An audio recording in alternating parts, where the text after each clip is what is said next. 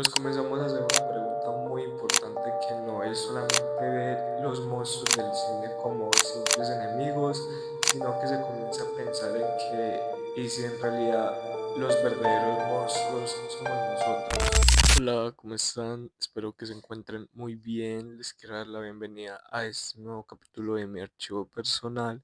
en el cual el día de hoy vamos a estar hablando sobre varias obras cinematográficas, como lo son por ejemplo Poor Things o The Bright, que fue una de las que miré recientemente y tengo una crítica bastante importante de la cual podemos sacar bastante provecho en este capítulo. Pero antes de empezar, les quiero dar una pequeña introducción más o menos de lo que vamos a hablar. Y es que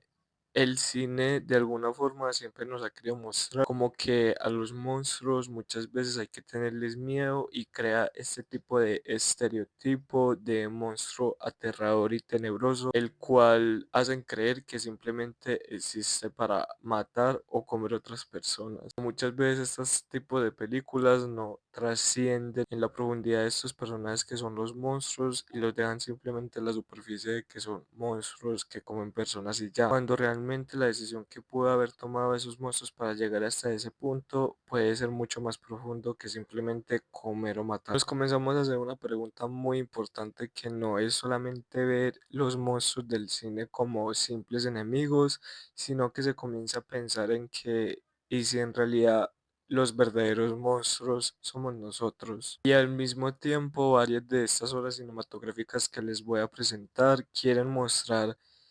el lado monstruoso del ser humano, no como un lado que hay que esconder y evitar, sino como un lado que es propio del ser humano y que hay que aprender de una forma u otra a saber cómo controlarlo, y que incluso se puede convertir en una parte esencial de ser un ser humano. Antes de proseguir, me gustaría que echaran un vistazo a mis otras cuentas, ya que también ahí estoy subiendo contenido muy interesante y me gustaría mucho que fueran a conocer un poco más de otros lados. Y un pequeño spoiler que quiero hacer es que este capítulo no va a ser solamente sobre cine, sino que también va a estar ligado estrechamente con la moda. Como primer concepto, quiero que comencemos a hablar sobre dos películas que han sido muy icónicas y muy importantes en el género de lo gótico, que ha sido Frankenstein y Nosferatu. Primero, quiero que hablemos sobre la obra literaria de Frankenstein, escrita por Mary Shelley. La escribió en 1818, cuando apenas tenía 18 años, como si fuera algún tipo de reto,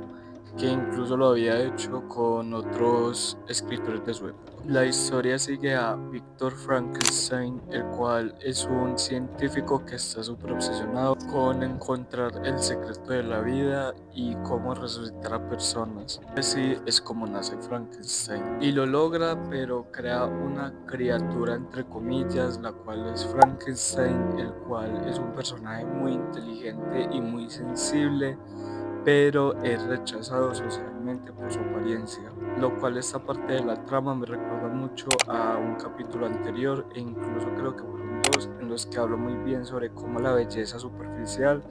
llega a ser un punto muy influyente en la sociedad actual. Acá entra un debate muy importante, ya que se comienza a ver cómo la criatura no nace siendo mala, sino que va cogiendo esa malicia debido a cómo lo va tratando la sociedad, toda la soledad y el rechazo que ha ido consumiendo durante todo su tiempo, cual muestra como si de alguna forma el verdadero terror estuviera en querer ser amado y ser rechazado. Y no solo eso, sino el hecho de uno tener conciencia de las cosas. Y si conectamos esta obra literaria con la película de Frankenstein de Guillermo del Toro, tiene mucho sentido la trama que nos quiere dar esta película, ya que no lo hace ver simplemente como el simple monstruo que quiere matar y ya, sino que en la película de Guillermo del Toro nos dan la oportunidad de poder tener un trasfondo mucho más a profundidad sobre Frankenstein y la razón por la cual toma muchas de las acciones que toma la película. Esto también está ligado con otra película que les quiero hablar, que es la de The Bride.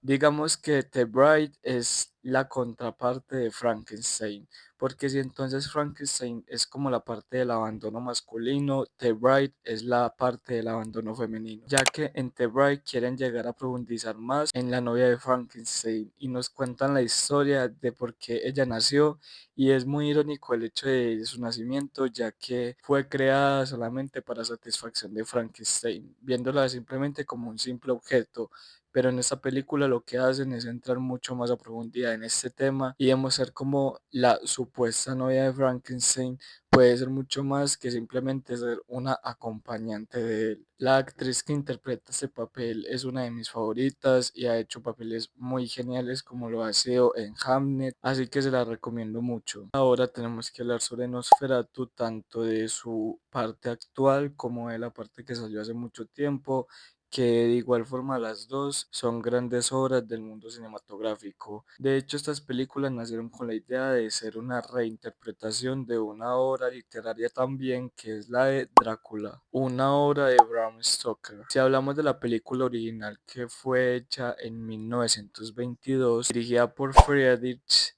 sigue mucho la temática de lo que nos hablan en Drácula, que es esa estética gótica y oscura, pero en Drácula lo hacen ver de una forma muy elegante y como si el monstruo fuera casi un caballero. Pero en Nosferatu hacen lo opuesto a eso, hacen ver como lo oscuro y lo gótico como un espacio ideal para generar terror que todo el tiempo está presente en la película. Y si de alguna forma llegamos a conectar estas tres películas, es como si Nosferatu fuera la parte superficial en la que todos nos quedamos, que es el simple monstruo que simplemente quiere matar por deseo. Y la película de Frankenstein de Guillermo del Toro quiere ir un nivel más abajo, hablándonos más sobre la sensibilidad que muchas veces llegan a tener este tipo de monstruos, que incluso llegan a ser incomprendidos. Y si bajamos un escalón más en la película de The Bride, tiene mucho más sentido sobre lo que estamos hablando y muestra que la complejidad que pueden tener los monstruos es mucho más real de lo que nosotros creemos. Y es como si de alguna forma también nosotros nos podríamos conectar con este tipo de personajes y por eso es que les digo que no necesariamente los monstruos están alejados a lo que somos nosotros, sino que también pueden ser un tipo de complemento que nos ayuda a entendernos mejor. Ahora quiero que hablemos sobre nuestro segundo concepto, el cual es la pasarela de Mason Margiela 2024 y sobre una película que me ha encantado demasiado, que ha sido Poor Things, y ya entenderán más o menos por qué lado va esto. Que estas dos obras hacen algo muy interesante y es que dejan de ver lo grotesco y lo horroroso como simplemente algo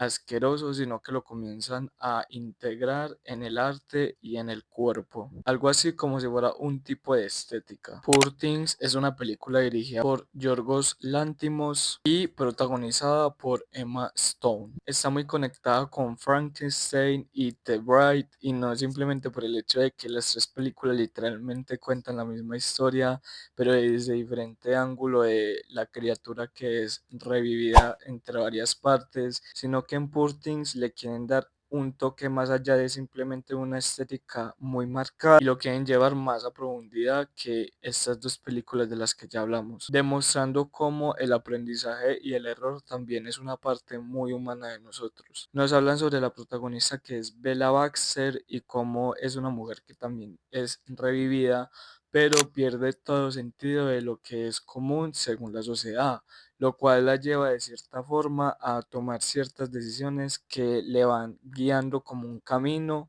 en lo cual ella va aprendiendo sobre sus errores y se deja de ver ese simple concepto de que es una simple muerta viviente monstruo y comienza a conectar más con el lado humano de nosotros, que es el aprendizaje. Y si conectamos todo esto con la pasarela de Mason Margiela, se comienza a formar un tipo de estética que comienza a componer no solamente lo horroroso, sino que lo comienza a integrar en el mismo cuerpo como si fuera un tipo de arquitectura marcada. En esta pasarela de Mason Margiela lo que hacen es jugar con las figuras humanas y lo hacen de una forma muy interesante, ya que en muchas de sus siluetas llegan a ser incluso muy exageradas, incluso con corsets exagerados o implantes faciales, o incluso dar ese toque en el rostro como si fuera un tipo de muñeca de porcelana. pero todo esto es intencional y quiere dar a comunicar algo muy importante. No es solo la construcción del cuerpo, sino entender que todas estas siluetas y todo esto que estamos conectando está demasiado ligado a lo complejo que es el ser humano. Se comienza a ver de alguna forma el cuerpo como si fuera un tipo de diseño, e incluso en el capítulo que les hablé la vez pasada sobre el cyberpunk y el solarpunk se llega a evidenciar muy bien sobre esto de lo que les estoy hablando. Y lo curioso de todas estas películas es cómo juegan de alguna forma u otra con la inocencia humana.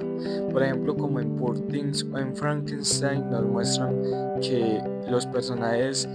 reviven de una forma siendo inocentes, sin conocer tanto del mundo, pero a medida de que van conociendo cómo funciona la sociedad, van moldeando una forma y una perspectiva diferente de ver las cosas. Justamente en esta pasarela de Mason Margiela tiene mucho sentido eso, porque hay muchas prendas en la pasarela que se llegan a evidenciar como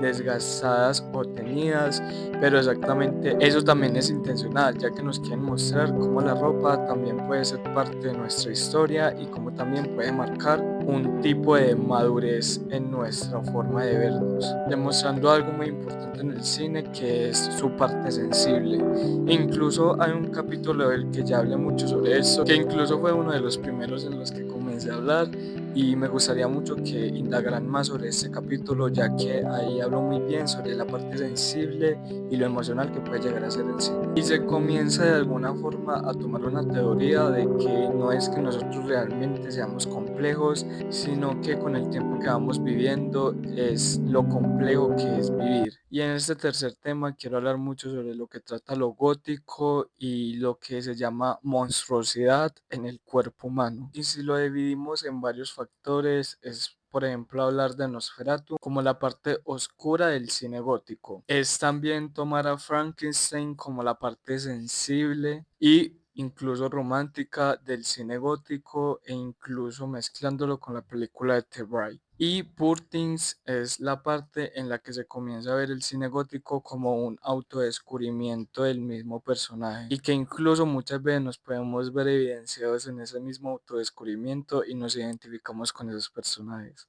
Y si llegamos a conectar todo esto con la pasarela de Mason Margiela, es como si de alguna forma cada prenda contara esa historia que está relacionada con el cine, y lo cual, si lo pensamos bien, le da un toque muy especial a esta pasarela en específico. Y no solo eso, sino que Mason se encarga de hacer un muy buen trabajo usando un cuerpo estructurado como si fuera un tipo de lenguaje, queriéndonos mostrar que el cuerpo también puede transmitir lenguajes, y que el lenguaje en específico que transmite esta pasarela es muy relacionado a lo que estamos hablando sobre el cine gótico. Así que en realidad, poniéndonos a pensar en todo eso, la idea de un monstruo que simplemente está hecho para dar miedo comienza a cambiar y se comienza a crear una narrativa diferente en la que se comienza a ver que un monstruo puede ser más allá que una simple figura que está creada para comer y matar. Y también se podría ver como una forma de existir que no encaja con lo que la sociedad espera que sea.